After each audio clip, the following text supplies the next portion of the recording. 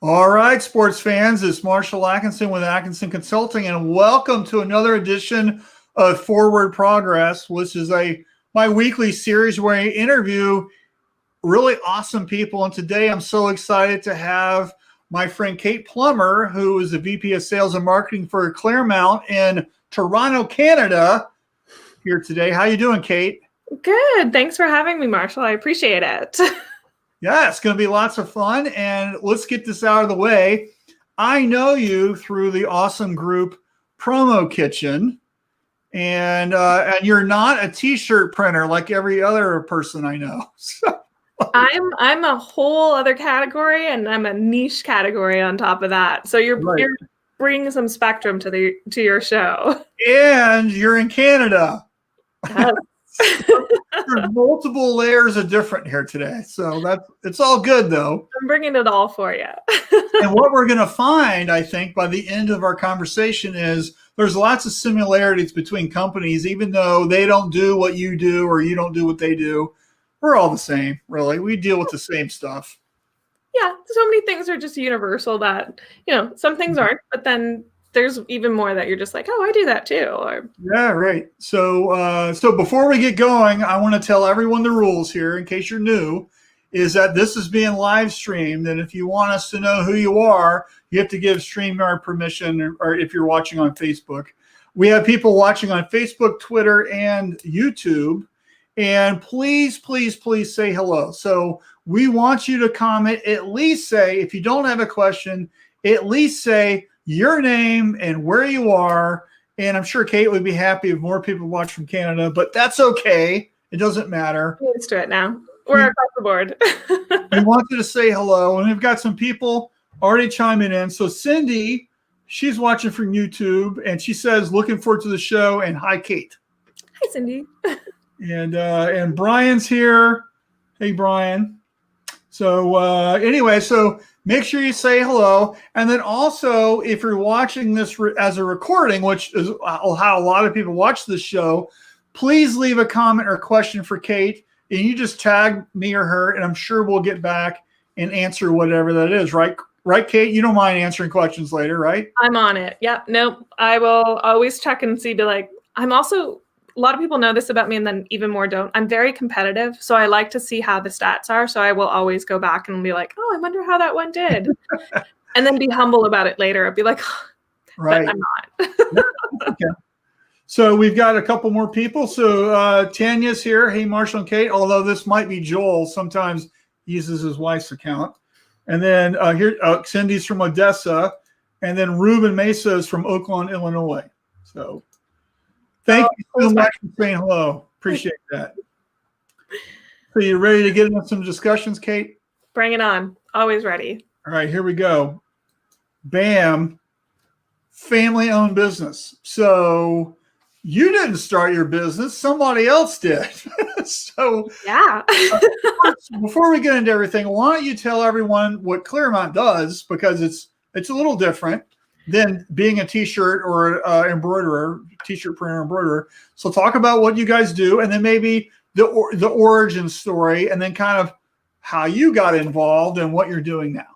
Yeah. So where do I start on this opus? So Clearmount is what we're known for are acrylic awards. So we're a custom manufacturer. So all of the manufacturing goes right in our factory behind these doors. And what we're known for is acrylic. So embedment of products, custom shape, custom color. We do work on a lot of awards seems to be a factor of it, but as everyone knows, just because you say you do one thing, it's never just one thing. So we do awards, mission statement. One of our larger projects last year was we created these giant blocks to calibrate X-ray machines, because lucite apparently looks like human skin under the X-ray, which is a creepy fact that I didn't think I needed to know, and yet now all you do too as well. That is a creepy fact. And by the way, I'm showing your website right now. So yeah, and so it's kind of the spectrum of things, and it's really neat because it's such a creative product.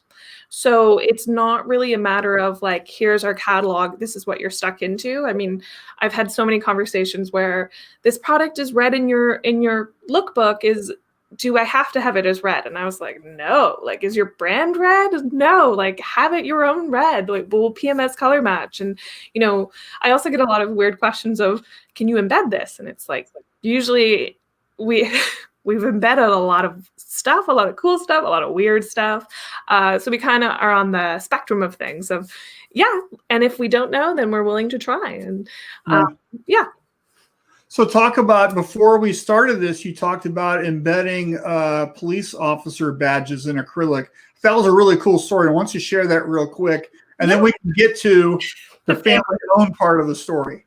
Yeah, so we actually do a lot of police badges and it's one of those, like, yes, it's an award, it's a retirement piece, but it's also a security feature, because once it gets embedded in the acrylic, it will damage the badge getting it out. And so we do a lot of, like, retirement pieces, VIP pieces, like if you wanted to commemorate anything.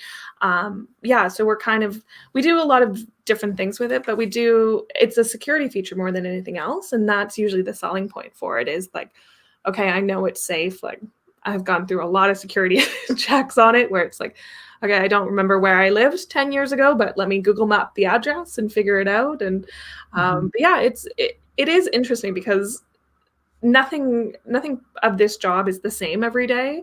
It varies. Like, I mean, right now we're embedding signage for a display.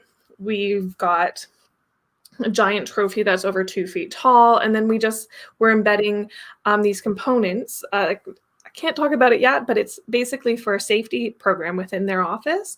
And they're this really meaningful component tied to this. And so we're embedding like 250 of those. And so every day in the mail, I get things like rocks. We've gotten like toys to embed. We've gotten minerals, gotten ashes, which was a creepier one. And yeah, so it's, when I started here, my dad was like, well, always open mail over your desk, like never open it over your lap. And I'm like, okay. And you learn very quickly that, yeah, you got to be very careful about what comes in the mail for you.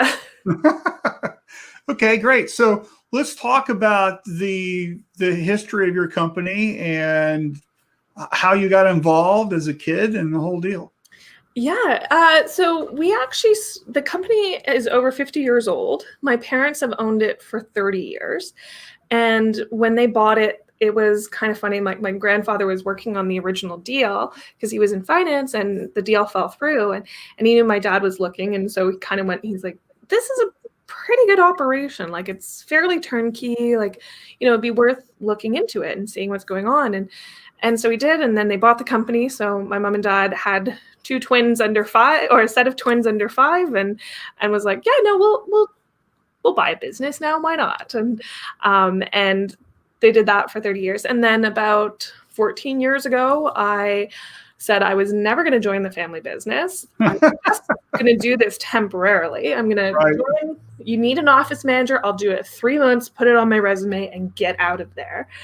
And then I really like sales. I really like the creative side of it. So it went from office manager to office manager in sales to I'm so busy, you need to hire an actual office manager, to I'm still so busy, you need to hire another salesperson, to I've grown it so much, you need to hire a customer service to help me. Right. That's great. That's fantastic. And so you were, I was poking around the website and I read this thing about you picking up leaves or something. And that's your earliest memory or whatever, right? Oh, no, the earliest memory is stuffing catalogs. Because as I say, tiny hands stuff catalogs really well. So child labor completely. Like, someone called Dave Plummer about this. Right. That's fun.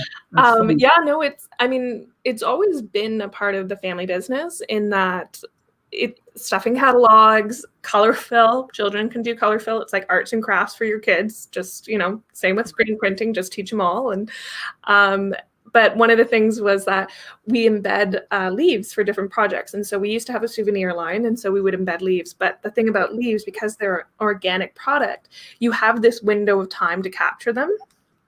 So it's kind of like mid-October, and you basically have like 2 weeks to get them at a really good stage, like before they've dried out, while they're a bright color, because it's basically the sugar's changing it. So because our process uses heat, it caramelizes the sugar. And so you've got it's got to look like a certain shade of color. So you get paid as a child to go and collect leaves. Oh, that's cool. Yeah, and if you're really good at it, the 5 cents per leaf, like really, like it adds up. And although we did a job about a couple years ago, and it was the same thing, was like we needed a huge amount of leaves, and so everyone was tasked with it, but our price went up from $5 cents, even though my dad, he was like, we can still use that price point, that's good. And I was like, no, inflation has happened in 15 years. That's right. It's like inflation. Come on, Dad. Yeah. And like also child labor. There's laws now. Right. So talk to us about, because a lot of people here have a family business. They don't work for the corporation. They've either started their own family business and maybe they'll give it to their kids one day, or they're in that same boat with you where their parents did it and they're working for, what they're doing. So what are kind of the pros and cons of having a family business, especially with the legacy aspect of it? Oh my God, Marshall, I could talk for ages on this. Yeah, we just need 5 minutes. Yeah, okay, 5 minutes. So the pros is like I've always said this, is that you automatically have your boss and everything knowing exactly what you're capable of, which is a good and bad thing in that, you start to slack and they're just like, okay, step it up. I know you're smarter than this. Or as my mom used to say, is like, I paid for your education. You can do better than this. That's great. And, but then you also have parents who will fire you. Like I got fired twice by my mom. It was fun. And yeah. It must be a different type of meeting than getting fired just from somebody that's just your normal boss. Yeah. I was like, well, okay, well, I'll see you for dinner. And like, are we going to still do dinner on Sunday? And right. Yeah. So it was, it's really good that way because you have this support system that really, like, they know what you're capable of. They know what you're doing, and there's a built-in trust there. So a lot of the times I'd kind of go to my parents and go, I'm doing this. Okay. And they're like, sure, run with it, go with it. And so you have a lot of support and capabilities that they'll reinforce. And the bad thing is, like, your home and your work life, like, those lines blur a lot. And anyone in a family business knows that the dining room table is usually where you talk about business. So losing that completely, like, my sisters who weren't in the business were like, you can't talk. Like, there's no Clearmount chatter at the table. And it was like, okay, that's a good rule to have, even if you don't work for the family business. Just let's talk about family stuff at the family dinner table. Yeah. Like, work stays at work, home stays at home. And so that was really good that way. I would say, the first thing when I started here, one of my friends, Ann Baden from Novatech, she's a distributor up here, she pulled me aside and she said, you better figure out your legacy. Like, you better figure out the contingency plan if anything happens, because her father had passed away suddenly and her family was in the family business. And I was like, yes, totally, completely. And I didn't do that. And, good advice, you never take it. And my mom passed away suddenly 4 years ago. And so I'm sorry to hear that. Yeah, thank you. And so she was awesome. But she was it was one of those, you're like, oh, she was the glue here. Like, okay, we've got to figure this out. And so, because we didn't have a contingency plan, you don't want to think that way. You don't want to, we now have a procedure here for staff members and it's a little bit dark, but we've got a dark sense of humor, is the hit by the bus scenario. Right. So what happens if one staff member has to suddenly leave? Like, there's no exit plan, there's no wind down, like, what is this? And it's the hit by the bus scenario of, like, everyone should be prepared to fill in. So we do a lot of cross training, but I also recognize that there's still sort of the contingency plans of, like, what are we going to do? And, I tease David that, he's going to get hit by a bus and I'm going to be screwed. But you always have to think about, like, the different factors. It's like, especially in a small business, is because you don't always have the younger generation to come in. And if your plan is to give the company to your kids, don't make that a plan. Like, your plan should always be like, this is a turnkey operation. Like, make it as turnkey. Like, always think of your company operating separate from yourself and what you would do in that case. And I can say this because I've not always taken this advice. Right. But it is, you should always be thinking of what's the next worst step? Like, what could happen next that would ruin my plans completely? And am I prepared for that? And is my family surrounding me prepared for that as well? And so if your staff, because if the hit by the bus scenario, if it happens to you, are your staff prepared? Or the COVID-19 scenario. Did you have a plan for that? God, if anyone did have a plan for that, like, just contact me and I'll give you so much money to just tell me what's next.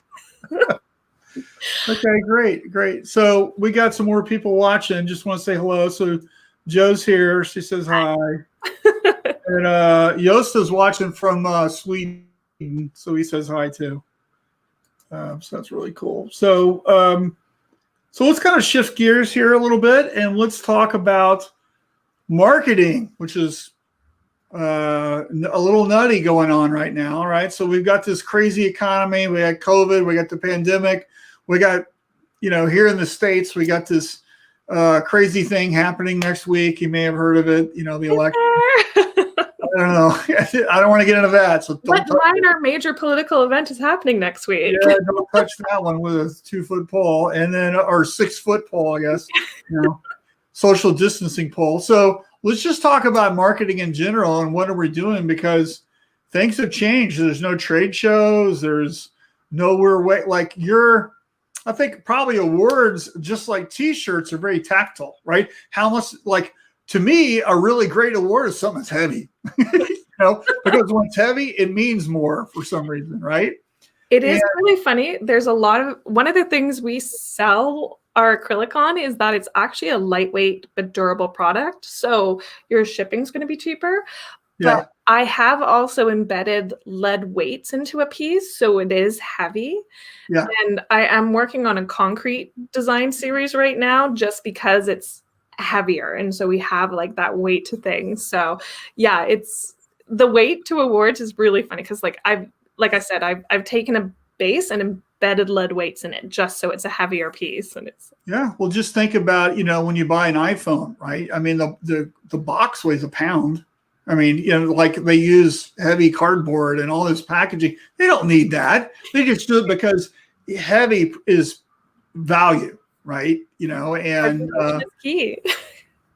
So yeah, it costs more to ship, but so if you could have a thing where you could just throw in some lead fishing weights and you're good, I guess.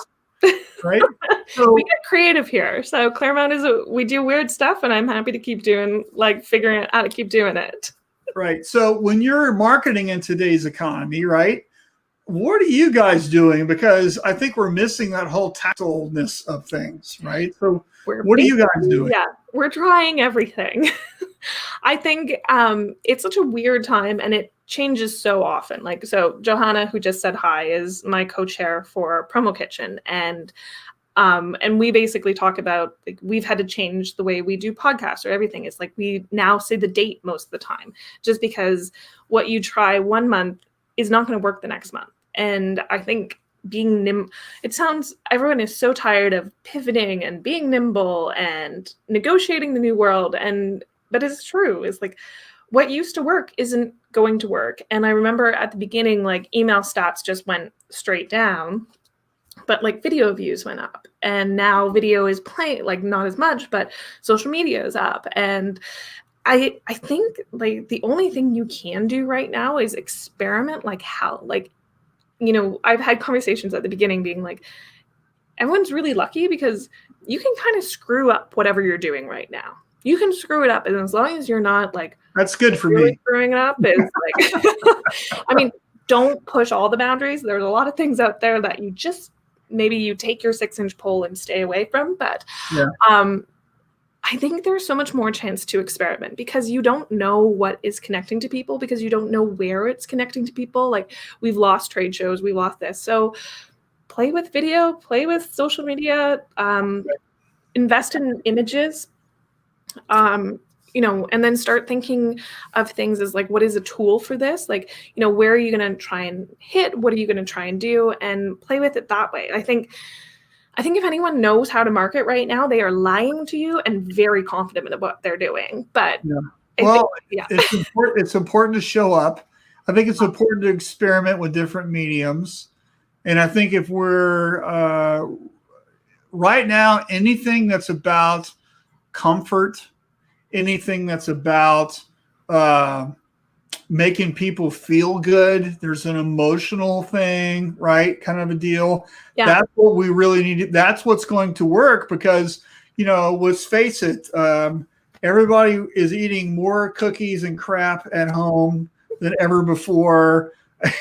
And everybody's so tired of cooking that, DoorDash or Uber Eats or whatever, they're getting a workout, and that's just the way it is. Or you've invented a whole new hobby and you're going through Julia Child's cookbook like in that movie. Oh, you've done the sourdough, you've done the baking, you've done, you've got it all. But it is true. I mean, one of the things we tried kind of April, May was, I was just kind of like, well, let's do fun stories, like, because storytelling is the main thing. And I'm a big proponent of like, try and be sticky, like try and get something that people will remember. So one of our most popular blogs was on the 15 weirdest embedments we've ever done. It's not the weirdest, but it was give me a couple. Leftovers from Secretariat. So droppings from Secretariat, Winston Churchill. Yeah, the horse. Someone's dad was a jockey. Hey, Kate, I just can't believe that shit. Sorry, I had to say it. Yeah, I've heard them all. Don't worry. But Winston Churchill's cigar, like he left it, and like someone's dad was a valet. We've done, we do a lot of touch and learn pieces for museums, so we've done that. But it was very interesting because like that one, and another series called "You Can't Embed It," and we've tried.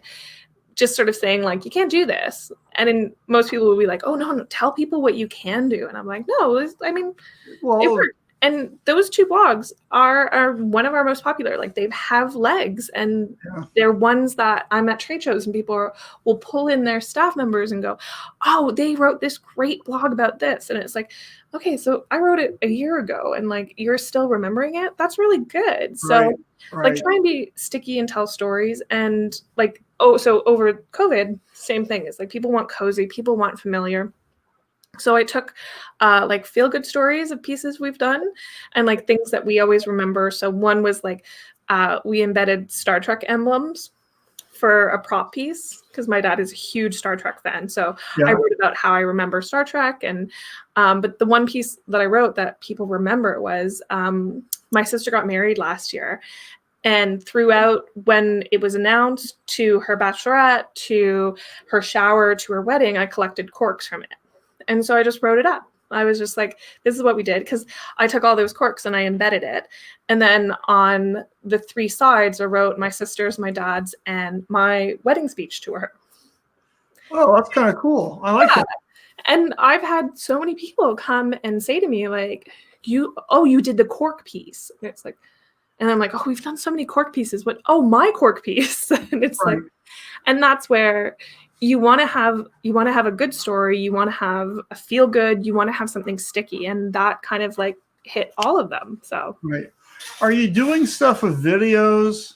What's your take on that right now? I think video is really strong just because it kind of can show off pieces. I think right now people are more inclined to forgive bad videos, but at the same time, the longer we get into this pandemic, like you better be really good at presenting and you better be really good at talking. You better know your light and everything. Like I wrote an article for PromoKitchen about like Zoom etiquette and like what you should be focused on, like, know your back, know your lights. And Common Skew did a great blog as well about, how to get the right lighting and stuff. And I think that's really valuable. So I think people were forgiving of bad video, and I think now it's better when you look good, essentially. Yes. Yeah. Sorry, my dog. Lighting. I think lighting is important. I think audio is really important. I was on a conference call this morning, and there was audio issues the whole time, and it was so distracting. But the content and the discussions were fantastic. But it was just this crazy echo problem I had, and it was the platform more than anything, but it was still not optimal, right? Yeah. So. And I think as well, like, because we talked about this like right before we started, is that videos like this are a form of trust building in that you start to know one. So I have a video series, and this was not intended as a self-promotion thing. It's literally because I'm just I'm super curious. You can promote, Kate, all you want. What is it?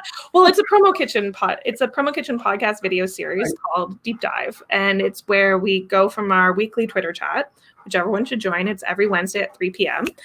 And it's and so I just have a deep dive conversation. And Marshall, you have been on it a few times, and we kind of talk about a deeper topic. So it can, I mean, a recent one was about content, and it moved into, diversity and how important that is, and, and cause marketing. So we kind of cover the spectrum, and it's really just because I'm curious, but that one has had legs for me, and it sets you up. And if you're out here, and it's kind of one of those, like, don't be afraid to self-promote. Like, there's so many video series going on right now. Like, try and get on it. Ask people if they can be a guest, or, and go for it. Because, like, hustle is kind of the thing right now. And if you're known as a voice and people trust you, because trust right now, I would have to say, like, most of my sales right now are coming from people that want to work with me, who didn't really have the right opportunity right now, but are making the right opportunity right now. Because they're just like, okay, well, I know her, I trust her. She's gonna help me out. And then I think that's just as valuable. Yeah. Great. Cool. Yeah. All right. So next topic, click, is Canada versus America. We're going to start a war. Differences in business styles. So I would say I certainly know less Canadians than I know Americans, just because I live here. Is it vice versa for you, or do most of your business being shipped across the border? Where are you on all that? I'm kind of, it's funny because, like, people will call up and be like, well, who's our rep? And I'm like, it's me. Like, we're a very small operation. So North America is my territory. And which is really funny because, like, even in the US, there's, like, New York and Texas are just two different spectrums of things. And and so I would say, like, one of the things about it is that you never know that you're different until someone points it out, like, oh, you do it that way. And I think one of the things that I see as a difference is Canadians can be, like, our communities are very small up here. Right. Like, and most of the time they're centered in Toronto. So it's just kind of like, okay, everyone, I know where most of these people live. Right. And so everyone is a lot more, it's more about relationships here. And it's about relationships in the US, but there's more cold calling happening down in the US. Right. There's more, which is funny because up here is, like, cold calling isn't the main thing. Like, you'll do it, but it's not. You usually do it with, like, a foot in the door of, like, someone knowing you, someone talking to you, and working that way. Americans are also like, can I have it? It's just like, I've had so many people be like, we're a very impatient people. I mean, I didn't say that. I'll say it. I want it now, and it better be right. Yeah, there's a sense of urgency, and it's funny watching the U.S. companies, like the U.S. suppliers, really move to adapt to that. Like, my staff, like, we usually say our production days are between 5 to 10 days, and I consider that a really long period of time. And I've had staff come to me and say, like, you need to say longer. And I was like, okay, certain projects I will, but, like, it's an advantage for us to say 5 to 10 days right now, just because so many companies down in the US were doing same day, everything else. And so I would just go to my team and be like, can you imagine if I said we'd had 24-hour service? And they're like, we can't do that. I was like, I know, that's why we're not. But well, here's the thing. You could, with limited products, with a limited thing, and then that's what you offer, and that separates you from everybody else because you've built that. And that's what we're seeing in my industry, which is apparel, right? That's where people are doing with a DTG printer, right? So it's a digital printer. You put the shirt on it and it prints it, and you can have it in a couple minutes, right? I mean, it's and DTG, just the rise of that, of, like, people expecting low minimums, quick turnarounds is like, yeah. But for those of us in another field, is like, there's certain things I just can't compete with. Like, my product, like the acrylic, it takes a day to cure. Like, Oh yeah, sure. yeah. Right. And so I have 24 hours minimum baked into my production procedure. And so, yeah, so it's very interesting sort of watching the marketing and the production styles kind of change in that way of like what happens that way. So, and it's also like everyone, Americans tend to think of Canada as just another state, like as a territory. We're just, Canada is your territory. And I'm like, Yeah. that's like saying everywhere from Maine to Seattle Right. is your territory. It's Yeah, like, sure. And yeah. and then they have different languages. I actually have a couple coaching clients that are in Canada, and I flew into Montreal once, and it was really late. By the time I got through customs and everything, it was really late at night. Somehow my cell phone didn't carry over, so even though the phone company said it would work, it didn't work. Okay, Yeah. and so here I am trying to get out of the Hertz parking lot. Everything is in French. I don't speak French. I just this big wall of stuff. I had to wait for somebody else to come out to tell me what to do, right? Because I was trying everything, the button, the thing, the scan, the whatever, and nothing would work. And finally, I had to have a guy because there's no attendees. It's a self-service leave the airport thing, right? Crazy. And I feel I need to defend my country here in that Montreal is one of the largest French-speaking places in Canada. So you went to the Frenchiest French place. Right. Yeah, it is a very Frenchy place. And and not to mention, I flew in there in December. Everything was a Hallmark Christmas card with snow, and it's cold. It's French. Yeah. So it was quite the trip. Anyway, it is, but it's one of the things was like, this sounds terrible, but like an advantage for us is that within Canada, we are like, our competitor is French. And I've had people call me up and say, do you speak English? And I was like, yeah, very much so. I do not speak French. And, but one of the things I do look for my staff is that I've never been able to really compete in the Quebec sphere because like my competitors speak French perfectly. So when we hired someone who could speak French, I was like, perfect, here's your client base, like go for it. You got them. Yeah, but I mean, it's also very different in that we have, I would even say Toronto distributors are so different than like the BC. Like BC people are very cool, very calm, and they live up to their hippie stereotype. And then you have the Toronto people who live up to their center of the universe stereotype. Yeah, right. Yeah, it's interesting that, and it's especially interesting that Americans do treat this like a state. Like we're just another state up here. Well, and it's very interesting now with, I don't want to get into the political thing, but there's a lot of stuff going on. Like right now, I can't fly to Canada because they're not letting Americans in. I can't go to the U.S. because our border's closed. Yeah, right. The borders are closed because of the pandemic, and it's one of those things, right? And so Cindy posted, here it is. But there's a shipping time frame. I shipped to Canada. It took 15 days to ship. That's not, honestly though, U.S. shipping right now is, but shipping overall is kind of out of whack. But it is, I think a lot of people, if you aren't prepared for the border, but that could be anywhere, is like, that's why you want to work with suppliers who are familiar with cross-boarding and, work with the experts who know, and things are going to be easy. Like that applies to everything. So do you have a shipping partner that helps you with that? Or are you guys just so versed in it because you do it all the time? Yeah, I just got to click the thing and I'm good.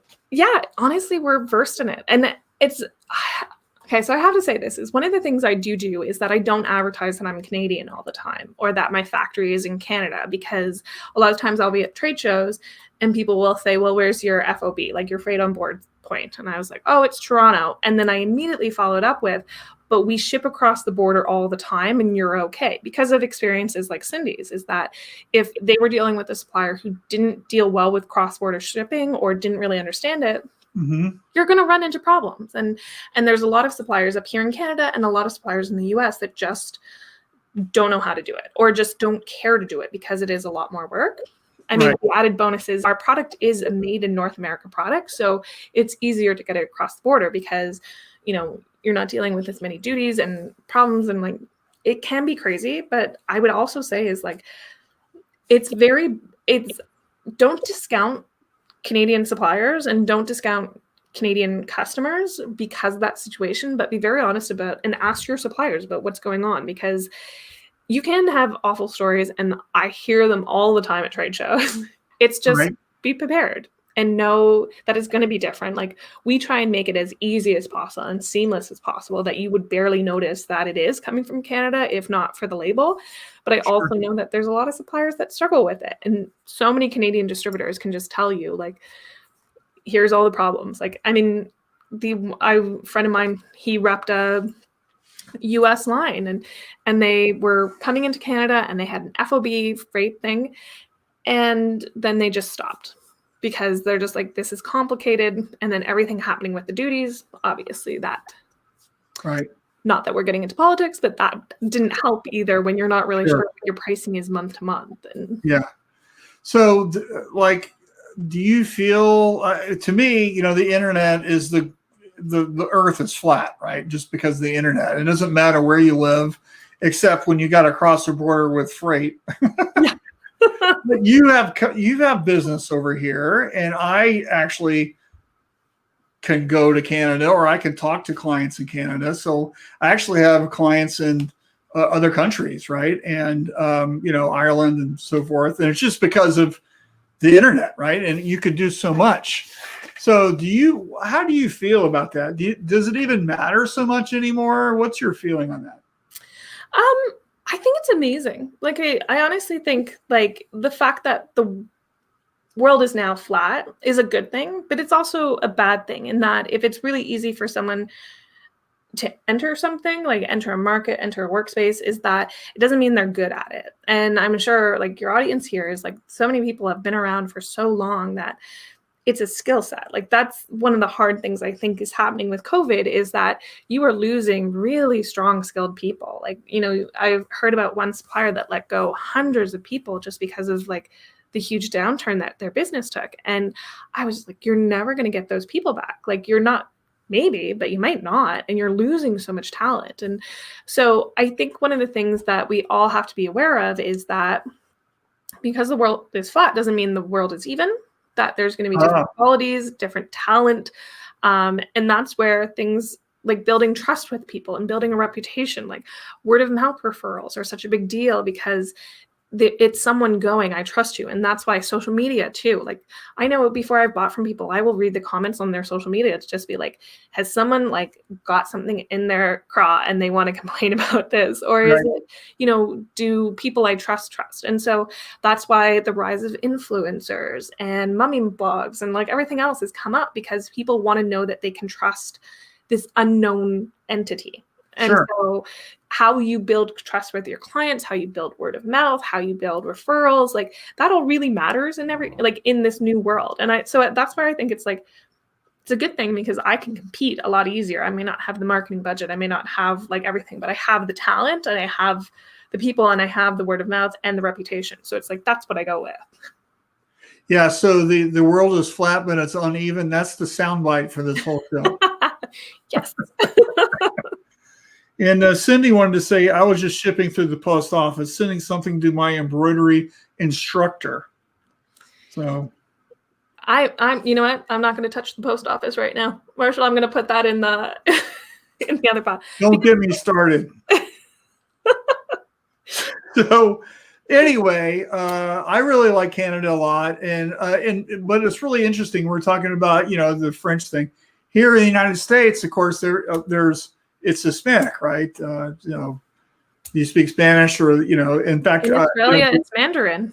The two shops that I ran, the last one I ran was in Milwaukee, and everything was in 3 languages: English, Spanish, and Hmong, which is Vietnamese, right? And it was crazy. And so that's all the employee handbooks, that's all the notices, that's all the training, that's all the stuff that you're doing is in 3 languages. And so that was really interesting to do. And depending on where you are in the United States, you might have to have somebody on your staff that's customer facing, that speaks another language. And that's a huge bonus if you have that. We don't really get a lot of call for French, though. Maybe if you're in Vermont or Maine. Well, up here, you don't have to have it for everything, but a lot of like any retail products or anything have to be in French as well. So that's, Right. there's an old movie with John Candy called, I think it's Canadian Bacon, and it has not aged well. Just so everyone knows that it's not something you watch and be like, oh, it's so funny. But there was one really funny scene where John Candy, he was coming, or was it John? Yeah, he was coming down with the truck, and it was like, "You Canadian pigs," and the cops pull him over, and he's like, "Oh, we have a problem here," and he's like, "I know, I wrote that." And he goes, "It's got to be in French too," and so he had to get like "You Canadian pigs" translated, like "Je Canadian Ocean." It's still funny. It's still a funny joke. Yeah. The rest of the movie hasn't aged well, but that one is. I always think of that whenever I see like bilingual signs. Right. All right. Well, let's wrap up with our favorite thing, PromoKitchen. So there's probably people watching right now who say, PromoKitchen, what the hell is that? So Kate, answer that question. The quick 5-minute spiel here. So PromoKitchen is a promotional products industry nonprofit that has a focus on education, mentorship, and community. And so, Marshall, you've been a part of it for way longer than I have. In that, like 5 years now, I think. Yeah, so it's such an interesting group of people, and they just started it because they knew that when they were entering the industry, that if you didn't have a strong, like, if you didn't have a company behind you, and we have a lot of like lower level isn't the word I'm looking for, but it's 5 p.m. my time, so forgive me on that. But it is one of those things is that when you're entering, if you're not really sure who to talk to, this is really tough. And there's a lot of things like our learning curve is huge. Like, I readily admit I know nothing about apparel, but I read the Shirt Lab and I read different things. And you know me. And I know you. And I know if I have anything to know about apparel, I can go to you or do to sell and just be like, help me. It's like, but I don't really have that. And or like Kathy Chang from Redwood is a good friend. And so I'm like, I don't understand like what weight and fleece and ounce. I don't get it. And so she'll help me with that. Right. But it's a mentorship program, and it's meant to, like, our main feature is we have a lot of education. We have blogs, podcasts, video series. We do have a weekly Twitter chat. And then we have the mentorship program to kind of, you can just go onto our site, click on mentorship, sign up for it. It is in a Facebook group. So it's sort of like you can put yourself as a mentor or a mentee and ask for help in different ways. And so that's what we have going on. And I think it's so important. Like, I credit so much of my success to people formal through the PromoKitchen, but also like the really informal of, me going, I have a question. Can I get some help with this? And someone taking the time for that. And you have no idea about the impact you have on things. Like, and especially you don't understand the impact you have on things. Like, the nice thing that's happened in the past few years is so many women have come to me and said, your mom pushed me to do this. Your mom asked me to do this. Your mom told me to, the Roz Plummer way was like, can I tell you something? And like, you were going to do it because she was Scottish and stubborn. But it's also, you have an ability to have a huge impact on people, whether as a mentee or a mentor. And we've just made it into a formal process. Wow. So just in case you're not sure where to start, we've got you. Yeah. And the reason I really like it is, it's all about helping people, and it's all about education, but it's also about pointing out things that aren't working really the way they ought to be, and not really bowing down to, oh, we can't say that because so-and-so will be upset. The thing about PromoKitchen is we're happy to point those things out and talk about them. Yes. And so there's a lot of discussion sometimes within our little back channel group about, what do you think is going to happen if we talk about it? And then we just do it anyway. Yeah. And so we've had fantastic stuff about alcoholism, about race diversity, about women entrepreneurship and leadership, about just poking the tiger and saying, hey, this is wrong. And I think that makes us strong. And that's the reason why I'm part of it, is because we're unabashedly unafraid. Yeah. Well, and it's true is that Amanda Delaney, who was the interview about alcoholism and recovery in this industry, and she says that years later, she still has people come and say, like, you helped me out on it. And, Joe and I have decided that one of our pillars is going to be diversity. And so we have an amazing series. Like, I really suggest everyone go and listen to Racism in America with Kiani and Sonia, and like that one, we still hear from people being like, it was great, I loved it, I like keep following. So they are those conversations where it's like, yeah, let's just try it. Like, yeah, let's just talk about it. So yeah, we have PromoKitchen is a fantastic podcast. I think everybody knows that I have my own podcast, but PromoKitchen has a podcast. I've been on a couple episodes. Right here is the web address, PromoKitchen.org. I would highly suggest you sign up to be either a mentor or a mentee, and you can choose which route you want to take. So if you've got years of experience and some expertise and skill, and you want to help a newbie or somebody who really doesn't know what's going on, that's you. That's a mentor. Sign up for that. I've mentored several people. It's a fantastic thing to do. Or you're on the other end. Maybe you're only a year in, or you're just unsure, or you need some help about redoing your website or understanding some facet of the industry. You can sign up to be a mentee, and then we will match you up with somebody who is just absolutely phenomenal, and they will walk you through and help you solve that problem. And here's the best part. It's 100% free. Yeah. Right? Oh, yeah. You don't have to be part of an association for it either, which is amazing, especially since people are, with COVID, people's job situations have changed. So as long as you show you want to be in the promotional industry, or you are in it, or you were in it, just sign up right, and figure out, there's the community in there is so wonderful and so helpful that if you're not sure where to go next, this is a really good place to start. Right. And it's PromoKitchen.org. And if you go to the PPAI show, which unfortunately we won't be in Vegas in a couple months, but we always have the best mixer. Hey, we've got plans in the hopper for the that's mixer. right. So we have sign something up for that. Which one thing I would say is you can sign up for our newsletter, which is it's a new experiment we're trying. This is Kate's baby right here. Yes, my little thing I put out into the world. And so we're trying with that. So you just go to PromoKitchen.org, a pop-up will come up, sign up for it. We link to articles we've done. We've linked to outside things we find interesting. And then also, if you want to know about the mixer first, that's where we're going to announce it. So just to get more people to sign up. But we think it's valuable. So. Yeah, cool. So, Kate, I'm sharing your email here, kate@clearmount.com. So if anybody has any questions for you about anything from, hey, can I embed this bug in acrylic? Or honestly, I want to do my beer pull tab collection. Can you handle that? Or maybe you may want to learn about PromoKitchen. This is where they email you, right? Yeah. Email me if you want to know how to sell awards, what to do, what's the weirdest stuff we've ever embedded. Just send me an email, and I'm happy to chat.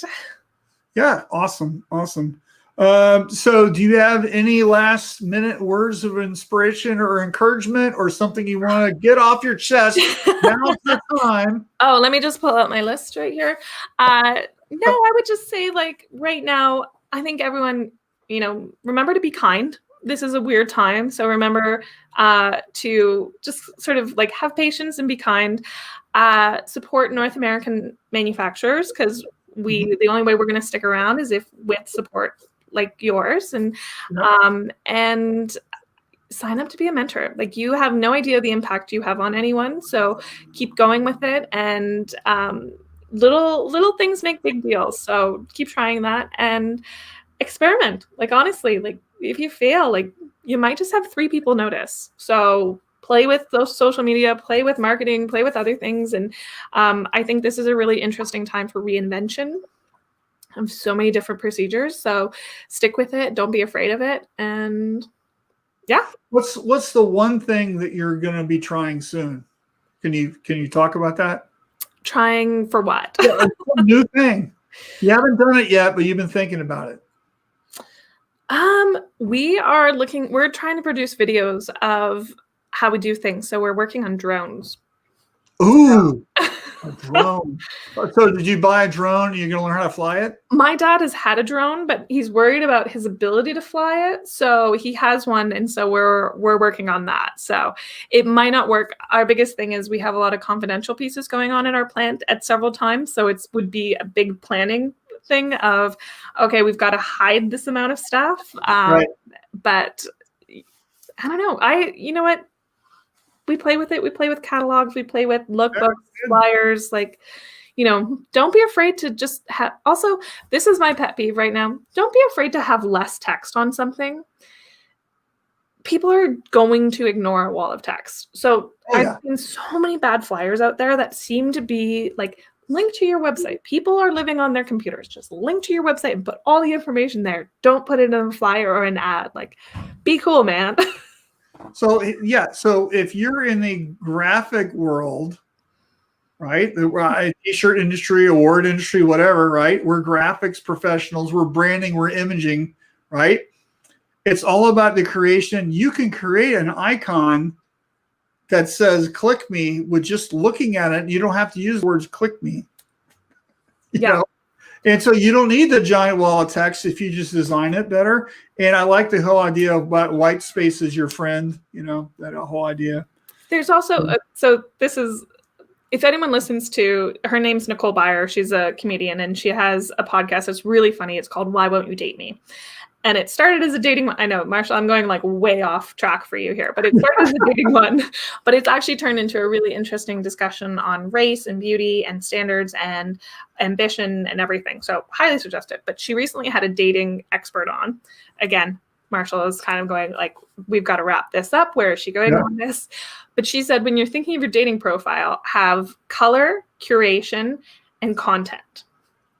So she's like, have bright colors to make people stop doom scrolling. Curate a really thing, like you're telling a story. So curate things that look at that story. And don't be boring. Like have content that's worth following and everything. And I was like, man, you could take that concept and move it to any part of marketing. Yeah, that's great. Color, content, and curation. Think about that when you're doing things and sign up for the podcast because it's fun. That's number 2 for you, right? That's 2 more takeaways right there. I love that. There. I'm glad I asked that last question. So, all right, Kate, that's going to wrap it up for us. Thank you so much for your time today. Hey, don't click off. We got more to do after this. So, perfect. Anyway, thank you everyone for listening and following, and let me know if you have any questions. See you guys. Thank you for watching.